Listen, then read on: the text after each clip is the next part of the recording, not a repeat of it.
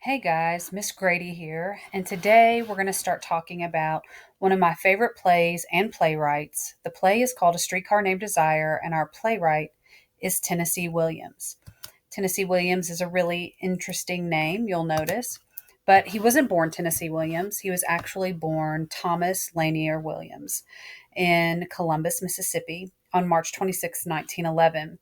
So notice that he died at the age of 71, which is old to you all, but still fairly young. I'll tell you a little bit about him that his mother, who Edwina Dakin, was a very devout religious woman. So you'll notice that she was a Puritan and her father was an Episcopal rector. So he was like a priest of sorts. And his father's name was Cornelius Coffin Williams, and he was a very violent and aggressive traveling salesman. So Edwina loved her son. As a matter of fact, she was Tennessee's number one champion through life, and she made a lot of concessions for him throughout his lifetime to his very abusive father. And that created an even bigger strain between Tennessee Williams and his father, Cornelius. He had one older sister. Her name was Rose, and she is actually the inspiration for Laura in his very famous play, The Glass Menagerie. And he had a younger brother named Walter. Rose was his very best friend, and actually, some tragic events that happened to her changed his life forever. And you'll notice that a lot of these characters that we will read take inspiration from his personal life. The very violent and aggressive father can be seen in Stanley Kowalski. The very loving and dutiful mother can be seen in Stella Kowalski. And some of his sister's troubles can be seen a little bit in Blanche and so oftentimes in Stella also. So, a little more about him. There's another picture of him as an older man. A lot of people think he looks a little bit like Walt Disney, not quite. But while his father was traveling, he was, like I said, brought up by his overprotective mother, and he contracted diphtheria, which is an upper respiratory tract infection that's caused by a bacteria at the age of 5. And because of that, he was very ill and forced to spend a lot of time in the house. And it was during that time that his mother encouraged his imagination and encouraged him to write. And that's where his love of writing really began, is because he spent so much of his childhood indoors. And he began writing plays very, very young.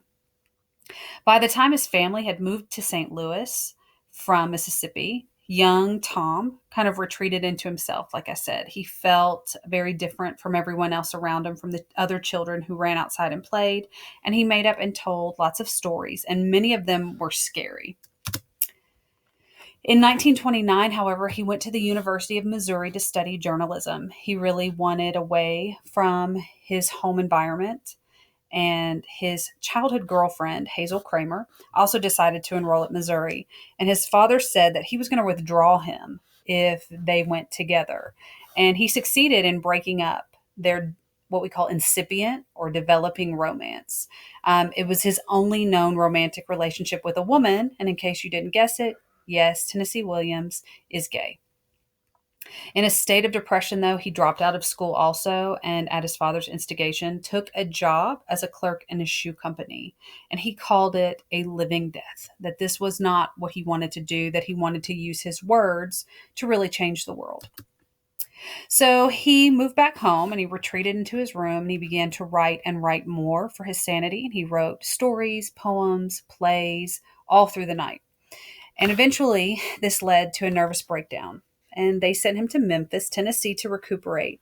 And Mr. Williams joined a local theater group while he was there and found a lot of solace in his time with these other actors and really realized there that this was what he wanted to do. In 1937, he went to the University of Iowa and he wrote a number of plays there and was able to continue to work on his education. And he graduated in 1938. But at this time, his sister also lost her mind. So you see a pattern of mental illness in the family. And arguably, his father probably suffered from some form of mental illness, thus the aggression and violence in his life there too. So the family allowed her to go to an insane asylum, a sanitarium, where they allowed the doctors to perform a prefrontal lobotomy on her. And because of that, she spent much of the rest of her life in a sanitarium. and she was left with the mental capacity of a child. Tennessee never forgave himself for not protecting his sister. Like I said, she was his very best friend, and after that, she was forever changed. So, because of that, you're going to notice that Tennessee Williams writes really complicated female characters, really interesting and complex and dynamic female characters. All of these are inspired by both his very, very dutiful mother and the instances that happened to his sister. And, we wonder what caused her to lose her mind. We don't really know. There's a lot of different speculation out there. Was it mental illness? Was she perhaps trying to come out as homosexual herself, which was seen as a crime at the time? We don't really know. But we do know that the lobotomy completely destroyed her mental capacity.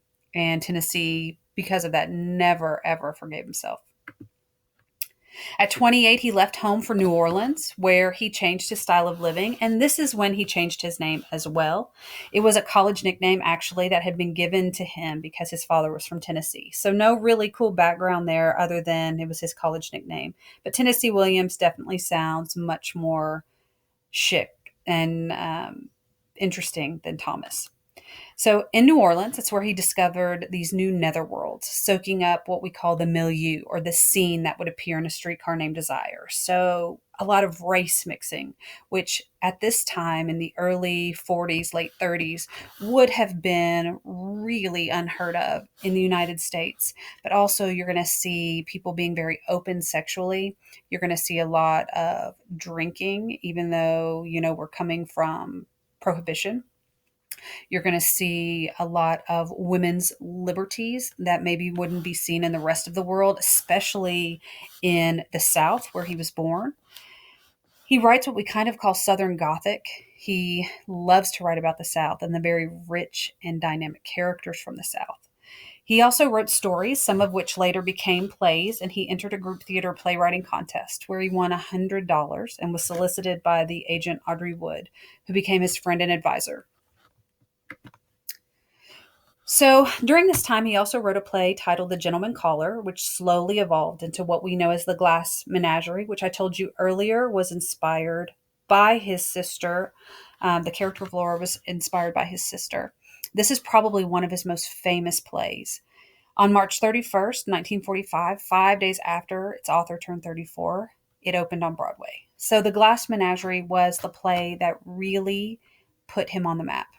His second masterpiece is A Streetcar Named Desire, which we're going to be reading, which opened in December of 1947 and was an even bigger hit than The Glass Menagerie. And he won his second Drama Critics Award and his first Pulitzer Prize. He also won a Pulitzer Prize for Cat on a Hot Tin Roof in 1955. You will not be surprised to know that many of these things that I told you he discovers in both his life and in these netherworlds that he met up with in New Orleans are going to find their way into both of these later plays. Homosexuality, aggression, finding yourself, identity, prostitution, many, many, many things. He really liked to explore what it means to be feminine and what it means to be masculine, because he arguably really battled with that himself. His father being a very masculine in the very stereotypical sense of the world man, and him being a little softer because he was less into the physical and more into the dramatics. So you're going to see that play out in our characters. For more than 35 years, he produced an enormous body of work, including more than 24 full-length plays, all of them produced and recorded unequaled by any of his contemporaries. So he is definitely one of the most, or if not the most famous playwright of his time. He is still one of the most famous and used playwrights of American history. He did die in his New York apartment in 1983, 1 year after his final play, A House Not Meant to Stand, premiered in Chicago. He was only 71 years old. Tennessee Williams himself did battle with alcoholism and his mental state through his entire life. So let's talk about the play itself. Okay, so if you look at this screen, you will see some pictures from the movie, which hopefully we'll get to watch at the end of these 3 weeks. And you'll see that Stanley Kowalski, one of our main characters, is played by Marlon Brando. If any of you all are fans of the Godfather series, he is the Godfather. So you'll notice too, I have here, it's a story of emotionally charged conflict between traditional values of the South and the aggressively changing modern world. something we're still battling today. So let's talk a little bit about the play structure itself. So it's actually set up as scenes. There are no acts, no act one and two, just scenes through the entire thing. It was first staged in the US in 1947, and the film version appeared just 4 years later in 1951. There are 11 total scenes ending in a climax. Each one has a climax. So you will have some big revelation or sort of cliffhanger at the end of every scene. He wanted to leave the audience wanting more. This allows our audience to focus on really the emotions of Blanche, the only character who appears in every single scene. Okay. Setting up the scene structure also adds conflict because you don't expect things to wrap up a little neatly like you do in an act structure. The setting, very simple. The setting here is almost entirely in New Orleans, which is a representation of modernity, progress, integration, the new South. But then we also see some references. The first reference is to Belle Reve, which is a symbol of tradition and the past. Belle Reve is the historic home of Stella and Blanche, who are sisters, and it was a former plantation. Then you see Elysian Fields, which is also called Elysium, which is the final resting place of the souls of the heroic and the virtuous in Greek mythology and religion. This is also the name of the street where Stanley and Stella live, which is a very, very purposeful name and symbol in the play, which we'll get to as we keep reading. So Elysian Fields, the name of the street, which is a reference to Elysium. Our first character we're going to talk about is Blanche Dubois. Notice the sort of French influence in her name. Her name means literally white woods. She is a fallen Southern belle. She is the complex sister of Stella. She lived in Mississippi, and she is a representation of the traditional South. You'll notice that Blanche is a woman who's a little older than the other two main characters, that she is probably really only in her late 30s, or in her 30s, but appears much older because of the life that she has lived. The next character is Stella Kowalski. This is Blanche's sister. She is married to Stanley. She's the sister of Blanche, like I said. She also lives in New Orleans. And pretty soon in the play, we discover that she is pregnant, which is going to be a very important fact to remember for all the characters throughout the play. You'll notice that she is maybe not considered as traditionally beautiful as Blanche would have been in their younger years. She is the younger sister of Blanche, however, and that she seems to have sort of a vibrance that the new life that she is living in New Orleans, and with her sort of open sexuality, and that doesn't mean she's gay, just means that she is in tune with who she is, and her very passionate relationship with her husband Stanley is giving her a life that Blanche has missed out on. Our next major character here is Stanley Kowalski. There he is, the godfather himself. He represents the aggressive part of the modern world. He works at a warehouse. He's very animalistic, violent. He's sexually aggressive. He's used to being with women. You'll notice in the very first scene when we first meet Stanley, as a matter of fact, it's him throwing a package of butchered meat up to his wife, Stella, and saying, "Here, meat." That is definitely a sexual, what we call a euphemism. And it is his way of throwing his meat at her, if you get it. And they all laugh about it in the scene. It kind of goes over high school kids' heads at first, but it's another way of him laying ground and proving that he is the man in the relationship. So look for that as you read scene 1. Then we have his very best friend, Harold, who's going to go by Mitch Mitchell. He works with Stanley at the warehouse. He lives with his ailing mother. He is going to become Blanche's love interest later in the play. He plays poker with Stanley, and he goes by Mitch, not Harold, you'll notice. He is sort of your typical lovelorn man. He is a romantic at heart, definitely compared to Stanley. He is a softer version of what a man is. So you could argue that Stanley maybe represents Tennessee Williams' very violent father, and Harold, Mitch Mitchell, is a little more like Tennessee himself, although he is a straight man, not a gay man. Then we have the upstairs neighbors, Eunice and SteveHubbell. They are the upstairs tenants of the apartment complex. They actually are the owners of the Kowalski apartment as well, and they rent it out to them. Their marriage is also full of domestic violence and cheating, and they sort of represent the future of what Stella and Stanley will become. This really frightens Blanche as she comes to stay with Stella and Stanley, and she can see that this is where they're heading. But Stella, in the passion of their relationship, does not see that.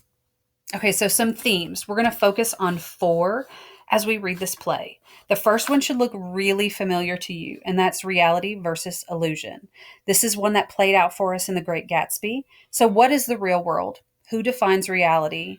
And the deception of appearances. So, in The Great Gatsby, we had all of the characters living one way in the real world, but really it was a lie. Daisy herself is a perfect example of this. She pretends to be vapid and stupid. In reality, she is very deep and complex. She's a villain, like I've told many of you before, that she's one of the greatest literary villains ever written. But we're going to see that play out too in our character of Blanche and several of the others, actually. So, reality versus illusion, keep that in your mind as you read. Also, we're going to see the Old South versus the New South. So, tradition versus progress and modernity. And like I said, Blanche is going to represent the Old South for us, and Stanley's really going to be a representation of the New South. Then we also have this idea of desire. How does passion affect choices in life? So our characters are all motivated by some kind of desire. They have desires from each and every one of the other characters. What are they? How do they interconnect with each other? And that's going to make this play make a lot more sense. And the last is what I talked to a little bit earlier, and that's this idea of masculinity versus femininity. And this becomes a comparison really of strength and fragility. So does strength make you masculine and being fragile make you feminine? Or is it that there are shades in these? And we're going to be looking for that. And you'll see very easily how that idea is going to tie into our feminist lens.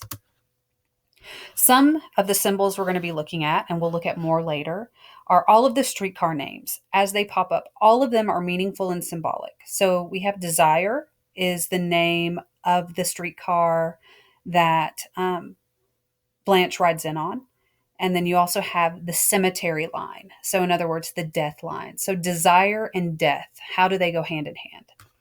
Then you'll notice there's a lot of music that is referred to in the stage directions of the play. And the first is the blue piano, and it is an unrestrained physical pleasure or pursuit of pleasure. It's heard by everyone. It's a jazz piano, very much representing sexual desire and discovery. But then there's polka music, and Blanche is the only one that can hear this. And every time she hears it, it ends with a gunshot, and she is very physically shaken by this. It's also our first indication that Blanche may have some mental instability herself. Then we have this naked light bulb. So if you imagine if you have a string hanging from the middle or a cord hanging from the middle of your ceiling with just a light bulb, you probably see this in attics and things. They have this in Stella and Stanley's place, and there is no lampshade or anything around the light bulb, thus it's naked. And it's supposed to reveal the truth and be a symbol of reality. And Blanche likes to cover it with a paper lantern because it hides the truth and creates that illusion. So going back to this idea of reality versus illusion in our themes. Then you'll notice that there's a lot of bathing that happens by Blanche. She is constantly in the tub, and Stanley's always making a big issue of it. And that's her need to cleanse the past and a way of revealing the truth. Then you're going to notice too the colors of clothing that people wear. Stanley is always seen in really bright colors, which is again kind of animalistic and his pleasure-seeking self. And you'll notice a lot of white clothing on Blanche. Please pay attention to it because it shows up a lot. And you'll notice that sometimes the white clothing is stained or it's seen as old. And so it's this idea that, white represents purity, but that purity is a tainted innocence because it is somehow stained. Okay, so all of the lenses can really apply to any piece of literature, and I've said that before, but we're going to read this play applying the three following lenses. The first is feminism. So remember, guys, that's the relationships between men and women. In a lot of ways, it's like the Marxist lens, but instead of examining who has power based on money, it's who has power based on men and women. So who has the power? Why do they have that power? What role does the patriarchy or the men in power play in the decisions of the characters? Patriarchy also is how our society is set up. Men are in power, men run the world, men run the government, especially think about this time period. So you're talking about early 40s in the United States. So, how does that system play into the way all of our characters are perceived? And you should actually see how really progressive all of the female characters are for that time. Then we're also going to look at psychoanalysis. Remember, this is the conscious versus the unconscious motivations of the characters. A lot of times, students get really wrapped up in just wanting to think of this as id, ego, and superego, that triumvirate, those three parts, the triptych, as we call the three parts of your psyche. The ego being the balance between the two, the rational part of yourself, the super ego, remember, guys, being like the angel on your shoulder. So that is your sense of morality and right and wrong. And the id being like the devil on your shoulder, who is seeking immediate pleasures. And it's usually based on aggression or sex or something of that nature.